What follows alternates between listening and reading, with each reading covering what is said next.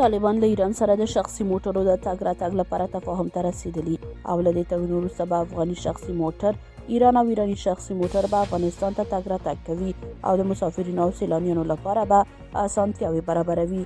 د ایران او ګاونډیو هیوادونو ترمنځ د شخصي موټرونو په واسطه د مسافرینو او سیلانیانو د تګ راتګ د اسانتیاو د برابرولو له پلان سره سم د ایران او افغانستان د ترانزیتي او بین المللي سړکونو د ګډې کمیټې د موافقې سند په تهران کې لاسلیک شو.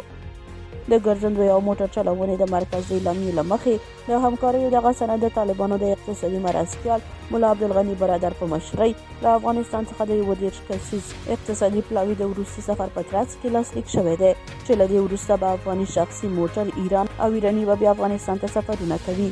افغان لوري هم له افغانستان څخه د منځنۍ اسیا نورو هیوادونو ته د ایراني شخصي او سوداګریزو موټرو د تګ راتګ لپاره د لازمو شرایطو برابرولو ته چمتووالی ښودلی دی او ایران ته یې ډاډ ورکړی دی چې په دغه برخه کې به پوره هڅه کوي او د دغه هیواد سیلانیانو او مسافرو ته به غوره اسانتیاوې رامنځته کوي.